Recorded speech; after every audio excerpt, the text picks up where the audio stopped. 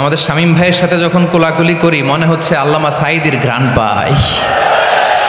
কিন্তু অবাক করা বিষয় হচ্ছে আমরা আজও জানি না আমাদের আল্লামার মৃত্যু কি স্বাভাবিক হয়েছে নাকি এটা পরিকল্পিত মেডিকেল কিলিং ছিল। এই রিপোর্ট গণমানুষের কাছে প্রচার করে জানাতে হবে। এই দাবির সাথে কি সবাই আপনারা একমত? কারা কারা একমত হাত তুলে দেখান। হযরতুল আল্লাম শহীদ মরহুম আল্লামা দেলওয়ার হোসেন সাঈদী রহিমাহুল্লাহ, ওনার স্মৃতি বিজড়িত আজকের এই ঐতিহাসিক প্যারেড ময়দানের তাফসিরুল কোরআনের প্রোগ্রামে সব আছে। স্টেজ আছে, শ্রোতা আছে, প্যান্ডেল আছে, মিডিয়া কাভারেজ আছে, কিন্তু আমাদের কলিজার টুকটাটা আমাদের মাঝে নাই। আজকের এই প্রোগ্রামে আলোচক হয়ে এই চেয়ারে আমি না বসে ওই শ্রোতাদের কাতারে বসে যদি আমাদের আল্লামার নুরানি চেহারার দিকে তাকিয়ে ওয়াজ শুনতে পারতাম, আমাদের হৃদয়টা ঠান্ডা হয়ে যেত, আমাদের তৃষ্ণার্ত হৃদয় শান্ত হতো। সব আজকে আছে, কি যেন নাই, ঠিক কিনা বলেন? আল্লাহ তাআলা প্রতি 100 বছরে একজন মুজাদ্দিদ পাঠায়, প্রতি 100 বছরে একজন মুজাদ্দিদ, যিনি সমাজকে সংস্কার করেন। আল্লামা দেলওয়ার হোসেন সাঈদী রহিমাহুল্লাহ ছিলেন তেমন একজন মুজাদ্দিদ। চিৎকার করে বলেন ঠিক কিনা? উনি শিরক বিদআতের আস্তানাকে তছনছ করে দিয়েছেন, তাওহীদের বাণীকে সমুন্নত করেছেন, গণমানুষের কাছে তাফসিরুল কোরআনকে জনপ্রিয় করেছেন। আজীবন আজীবন তিনি ইসলামকে বিজয়ী শক্তি হিসেবে দেখার স্বপ্ন দেখতেন। এত প্রাঞ্জল ভাষা, এত চমৎকার আধুনিক প্রেজেন্টেশন, গণমানুষের কাছে কোরআনের তাফসিরকে এভাবে জনপ্রিয় করে তোলার মতো ব্যক্তিত্ব আল্লামা সাঈদী ছাড়া দ্বিতীয় কেউ এই বাংলার ভূখণ্ডে নাই। এই যে তাফসিরুল কোরআন, এই যে টার্মিনোলজি, এই টার্মটাই উনি আসলে জনপ্রিয় করেছেন। আমরা আগে জানতাম না যে এভাবে তাফসির করা যায়, এভাবে scientific indications of the Holi কোরআনকে মানুষের কাছে পেশ করা যায়, এভাবে এত জীবন ঘনিষ্ঠ করে, এত ইন্টারেক্টিভ করে কোরআনের কথাগুলো মানুষের কাছে উপস্থাপন করা যায়। উনি অন্যায়ের বিরুদ্ধে সবসময় সোচ্চার ছিলেন, প্রতিবাদী কণ্ঠস্বর ছিলেন। ওনার আলোচনা শুনলে দেহের রক্ত টকবক করে ফুটতে থাকতো।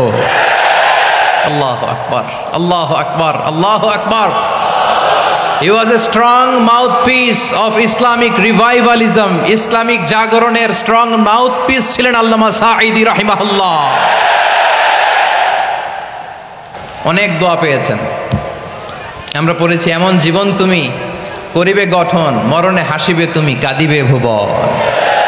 গোটা বিশ্বকে তিনি কাঁদিয়েছেন।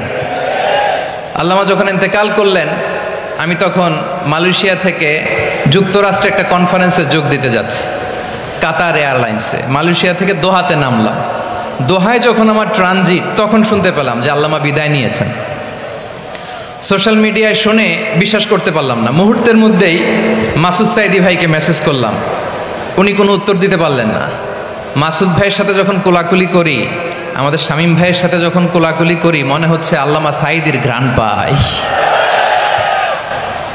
শরীরটা লিটারালি কাঁপছিল, নিজেকে মানাতে পারছিলাম না, বিশ্বাস করতে পারছিলাম যে আসলে আল্লামা বিদায় নিয়েছেন।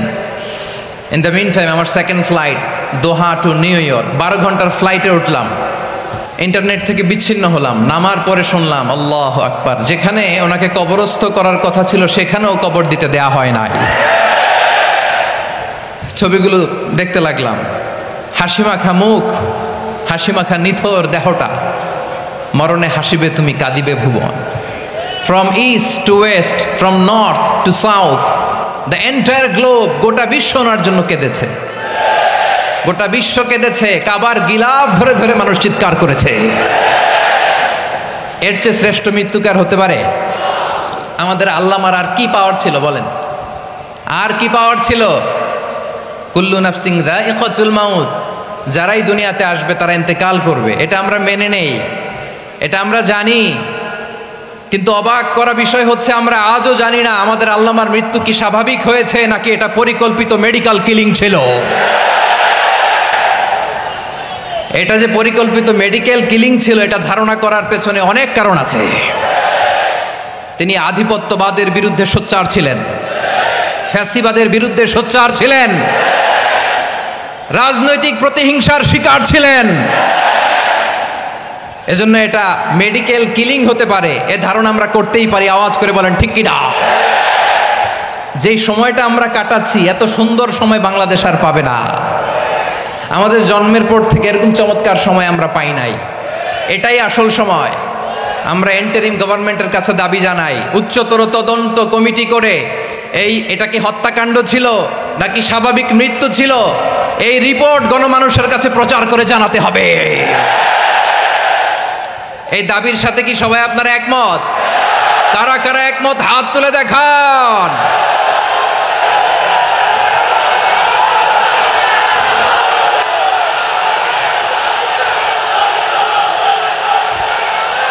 আমার প্রিয় ভাইয়েরা, প্রিয় চট্টলাবাসী, আল্লাহ তাআলা তার এই মুখলেস গোলামকে তার জান্নাতুল ফেরদাউসের মেহমান হিসেবে কবুল করুক, তার জীবনের সকল খেদমাগুলোকে কবুল করুক, জান্নাতুল ফেরদাউসের আলা মাকামে তাকে মেহমান হিসেবে কবুল করুক। আল্লামা শহীদ দেলোয়ার হোসেন সাঈদী রাহিমাহুল্লাহ, উনি ছাড়াও এই ঐতিহাসিক ময়দানে কথা বলেছেন আল্লামা লুৎফুর রহমান রাহিমাহুল্লাহ। চলে গিয়েছেন আমাদেরকে ছেড়ে। তিনি বলতেন, ইনশাআল্লাহ মিজান আবার আসবে। হুজুর আমি তো আসলাম, আপনি তো আমাদেরকে ছেড়ে চলে গেলেন। আল্লাহু আকবার, আল্লাহু আকবার, আল্লাহু আকবার। গলায় কোনো সুর ছিল না, সুর দিয়ে কথা বলতেন না, কিন্তু এত চমৎকার শব্দের বুনন, এত চমৎকার প্রেজেন্টেশন, এত চমৎকার ভাবে ঐতিহাসিক বর্ণনাগুলো তিনি উপস্থাপন করতেন। মন্ত্রমুগ্ধ হয়ে আমরা আল্লামা লুৎফুর রহমানের কথা শুনেছি। আমরা হযরতুল আল্লাম লুৎফুর রহমান রাহিমাহুল্লাহর জন্য এই বিশাল ময়দান থেকে দোয়া করছি, আল্লাহ তাআলা তুমি তোমার এই খাদেমকে জান্নাতের মেহমান হিসেবে কবুল করে নাও। আরো অনেক আল্লামারা এখানে কথা বলেছেন, বিশেষ করে বাইতুল শরফের মরহুম পীর সাহেব হুজুর থেকে শুরু করে আরো যারা যারা তারকাতুল্য ওলামায়ে কেরাম এই চট্টগ্রামের ময়দানে কথা বলেছেন, আলো ছড়িয়েছেন। আমরা এই লক্ষ লক্ষ তাওহীদি জনতাকে নিয়ে তাদের জন্য দোয়া করছি, আল্লাহ তাআলা ওনাদের জীবনের সকল ভুল ত্রুটি ক্ষমা করে দিয়ে তাদেরকে জান্নাতুল ফেরদাউসের মেহমান বানিয়ে নিক। আমরা এই ঐতিহাসিক প্যারেড ময়দানের প্রোগ্রাম থেকে স্মরণ করতে চাই 24-এর ছাত্র নাগরিক অভ্যুত্থানে আমার যে সমস্ত ছাত্র নাগরিক ভাইয়েরা দেহের তাজা রক্ত বিলি দিয়ে নতুন বাংলাদেশ আমাদেরকে উপহার দিয়েছে। বিশেষ করে আপনাদের এই চট্টগ্রামের শহীদ ফয়সাল, শহীদ ওয়াসিম সহ সকল শহীদকে আল্লাহ তাআলা কবুল করুক। আমরা সবাই পড়ি আমিন। প্রিয় ভাইয়েরা, আমি নগণ্য একজন কোরআনের ছাত্র, এত বিশাল মঞ্চে এত বড় প্ল্যাটফর্মে কথা বলা আমার জন্য সাজে না। তারপরও আমাদের মুরব্বীরা আমাদের ডানে বায়ে বসে আছেন, ওনাদের আদেশ ক্রমে, ওনাদের অনুমতি ক্রমে কিছু কথা আজকের এই ঐতিহাসিক প্রোগ্রামে আপনাদের সামনে উপস্থাপন করার চেষ্টা করব। ওমা তৌফিক ইল্লা বিল্লাহ। প্রিয় ভাইয়েরা, 5 দিন ব্যাপী এই তাফসিরুল কোরআনের প্রোগ্রামে অনেক ওলামা হযরত কথা বলেছেন। যারা কোরআন সুন্নাহ থেকে আমাদেরকে কোরআনের কথাগুলো শোনালেন, আমরা যেন সেগুলো আমল করতে পারি, আল্লাহ আমাদেরকে তৌফিক দান করুক। শুরুতে আমাদের নিয়তটাকে খালেস করে নেওয়া দরকার। এই যে গ্যাদারিং, এই যে হিউজ শোডাউন, এগুলো যদি আমাদের নিজেদেরকে পরিবর্তন না করে তাহলে এতে কোনো লাভ নাই। জোরে বলেন ঠিক কিনা? এই প্রোগ্রাম যদি আমাদের জীবনকে পরিবর্তন করে, আমাদের চিন্তার ডিএনএ কে চেঞ্জ করে দেয়, তাহলেই চট্টগ্রামের প্যারেড ময়দান সার্থক। আসুন আমরা চিন্তাকে খালেস করে নেই। আমরা সবাই নিয়ত করি যে যতটুকু কথা আমরা কোরআনের আলোকে শুনবো, আমলের নিয়তে শুনবো ইনশাআল্লাহ। বলেন সবাই।